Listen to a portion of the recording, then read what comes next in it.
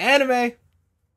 Guys, we're back. With anime? Yeah, Hell yeah. absolutely. Took a break. Welcome to the new schedule. The bi-weekly schedule. Because we feel like having 2 episodes generates more of a meaningful conversation. Especially because most of these shows are like built around 2-episode arcs. Yes. Speaking of which, the most recent 2 episodes of Yo-Yo's Bizarre Adventure. Dude, they are fighting a new enemy. Yeah. They are fighting the White Album. Yes. White Ice. No, White Album. No, I read those Japanese subtitles, and I know they said white. No, it didn't. In the beginning of the latest episode, it said White Album. No, it said White Ice Harden. God damn it. So there is the new member of the Hitman team is coming after our boys, our Italian mafioso boys. Yeah. And he has the power of ice. Sure does. Giorno and Mista have been tasked with going on ahead and grabbing the, I guess, basically a floppy disk. Yeah. A floppy disk from a lion statue, I believe in Venice is where they're headed to. It's what is it called again? When it's like a half lion with wings and then the tail from Griffin? Is that what it is? Is it a griffin? No. Or Chimera? Manticore?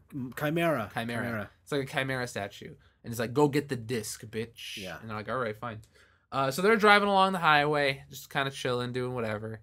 And they start to notice that their windows are getting foggier and foggier. And they're like, what the fuck is happening? And then Mista goes to look at the window, and his face gets stuck to the window.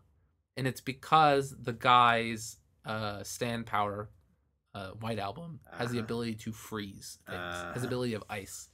And not just like some regular old bullshit. Like instantaneous Sub-Zero Mortal Kombat style freezing. Yeah. At one point, he freezes the moisture coming out of the exhaust pipe of the car in order to crawl back to the car after getting knocked off. Yeah. Like it's extra levels of what? extra levels. Yeah. I thought one clever way that Giorno did get the ice off the car the first time was that he grew vines. Yeah. And everyone knows that like nothing can stop nature. Like you see pictures of just flowers growing through rocks and shit and they don't give a fuck. Yeah. So he used that. He turned his steering wheel into vines and broke through the ice.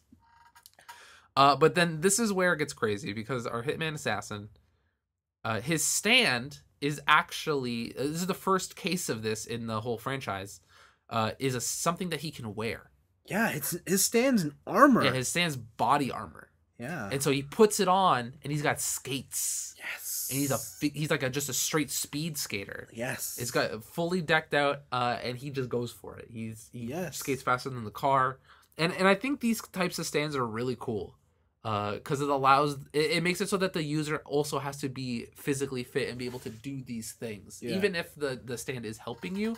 It's not the whole thing of I'm gonna stand here and then watch my stand just beat the shit out of you, right? Like I'm physically doing something. Yeah, and I thought that was really cool the first time I saw it.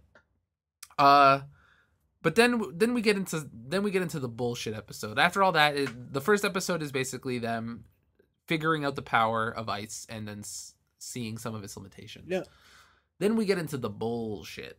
The bullshit episode is right after Giorno drives his car into a river.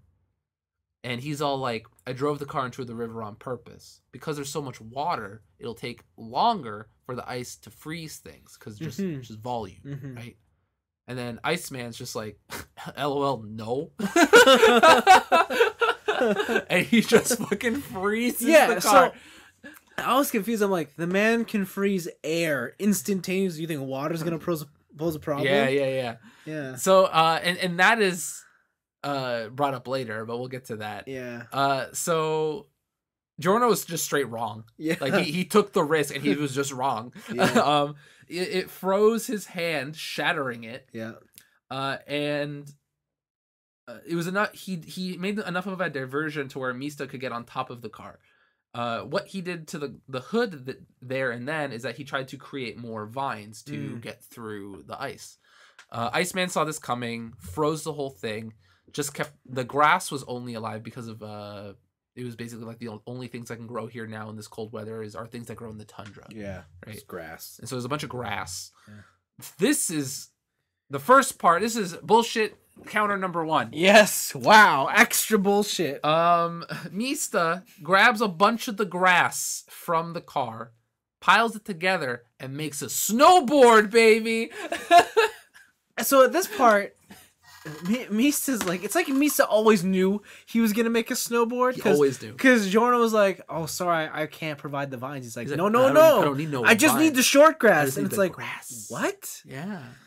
And he turns into a fucking snowboard. And he fucking snowboards away. So that's the second part. Where do you get the momentum? Kicked it. I don't know. Okay. He jumped off the car. Yeah. I guess. Okay. Sure. He did like do a little cool freeze frame like method grab. Yeah. Right. I thought he came off a mountain. I'm like, no. No. I think he just got a 2-step run and then jumped off the car.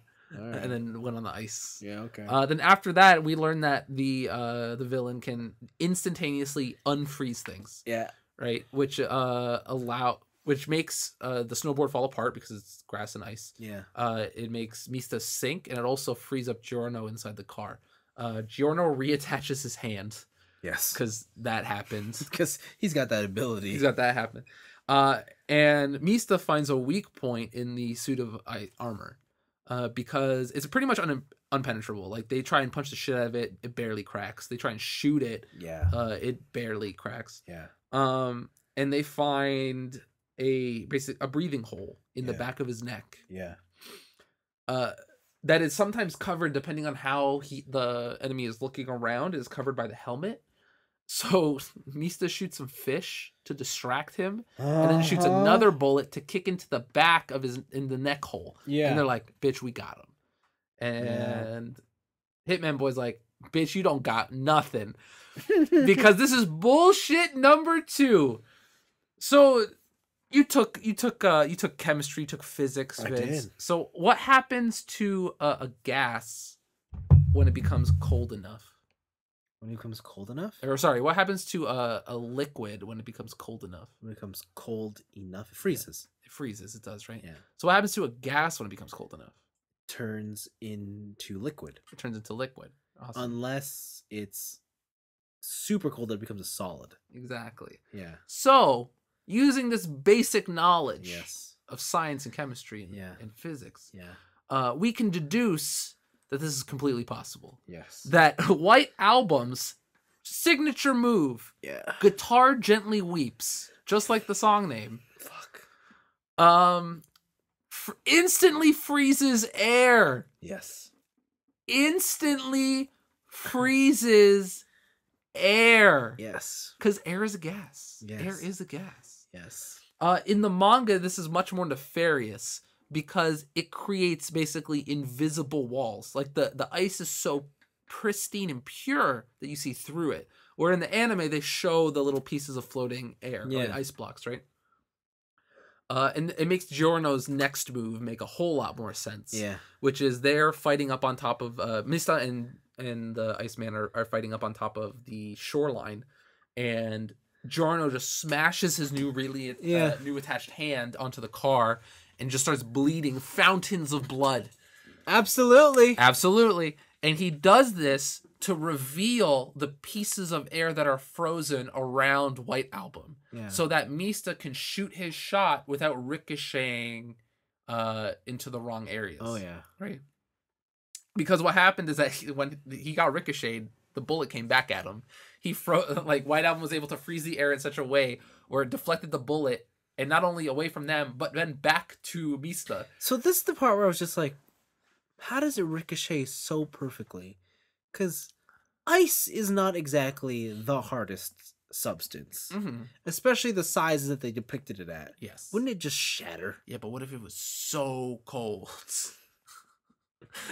I'm just going to end my sentence there. But what if it was so cold? Okay.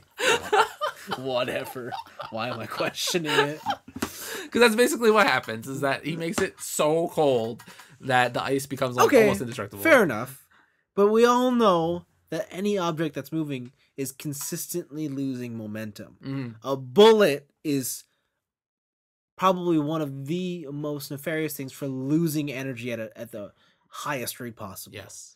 So how does it ricochet on for fucking ever? Okay, but what if I told you that it was so cold that friction in the air in fact exist? If it was so no if it was so cold there'd be more friction. No. What if I told you it was so cold that there was all that friction turned into no friction? Okay, like it looped back around. There was no friction. Okay. Like I have no explanation for that part. This is where like it's anime, dude. Like relax.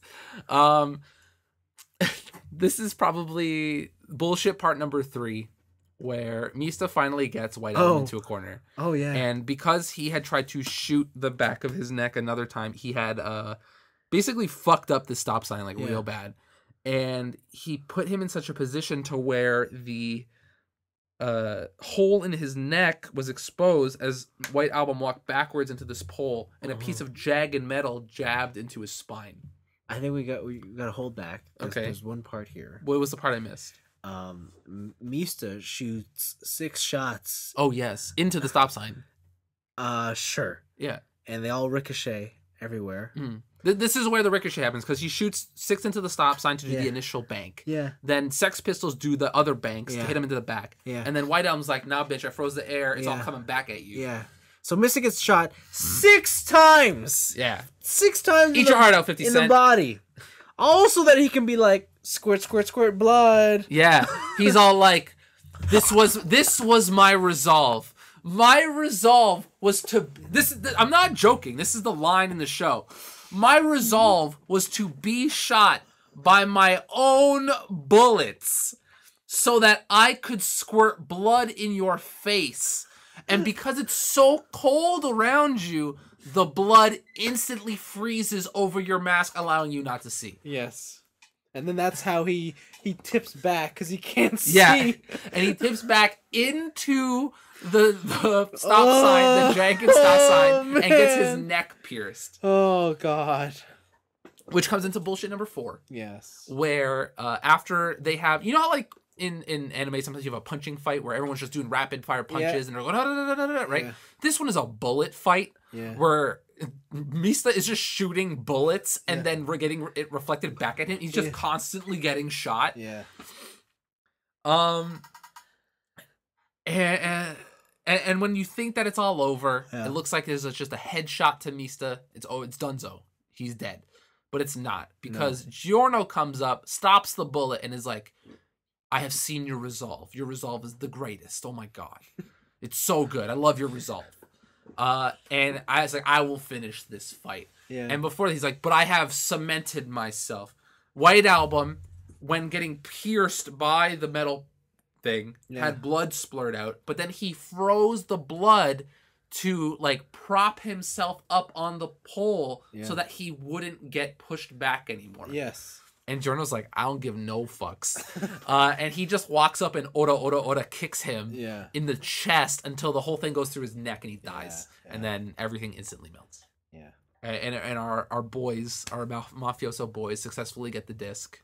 Yeah. And they have to heal Mista. Oh, yeah. Which this is where they explain that they're not really healing.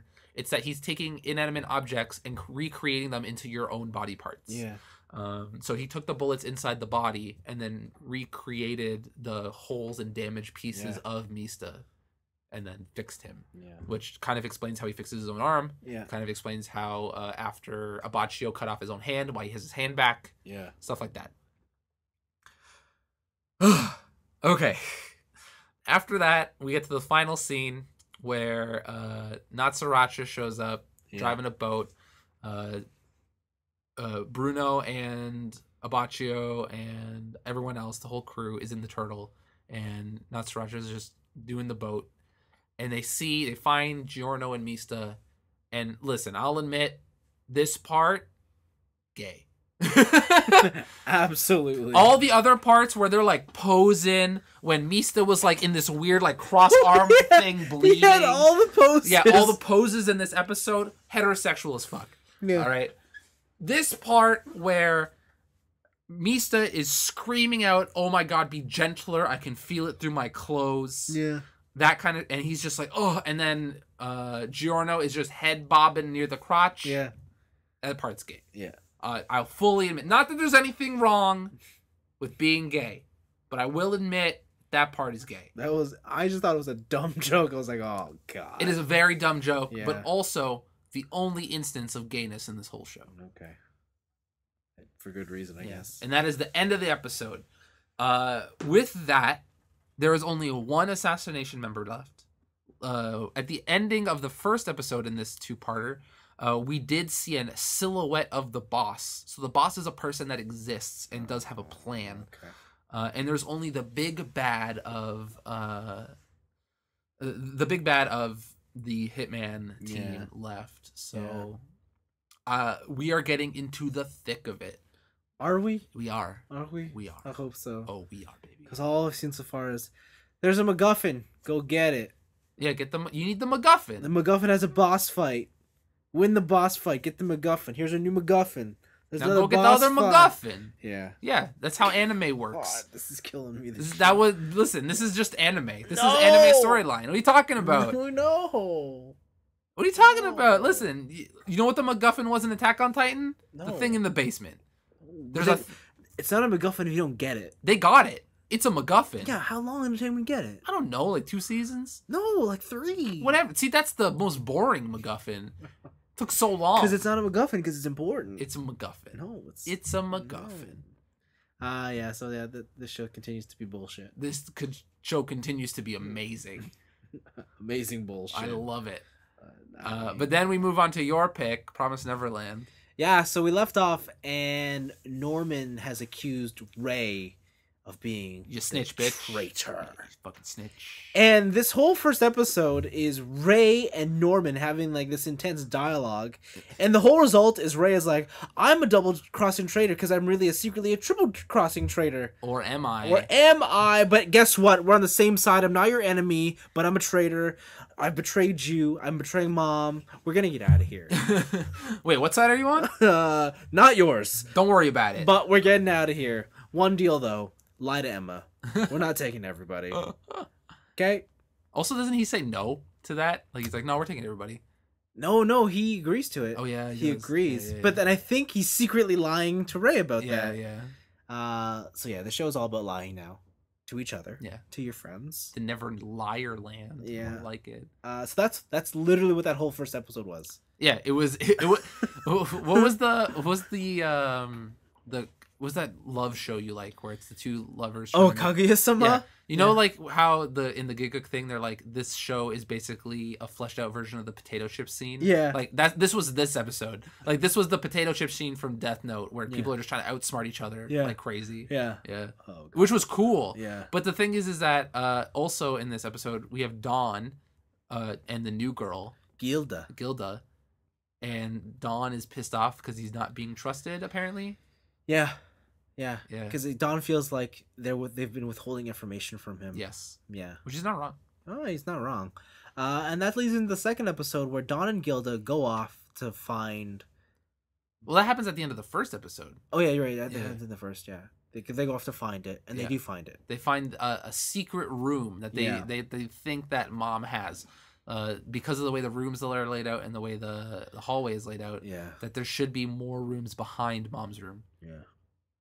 So they go off to find it. Yeah. And then this week's episode, they roll around and they do find the room. Mm-hmm. And at the same time, I find it's locked. Yeah, it's locked. They find the little, what is it? At it's like a hatch. Well, at first they have to steal the key from Mom, right? Steal the key from the mom. They go in. They find the bookshelf that moves. Yep. It's a secret room. There's a secret room inside a secret room. But it's just a bookshelf. Yeah. But then on the floor there's a hatch. They go down that floor.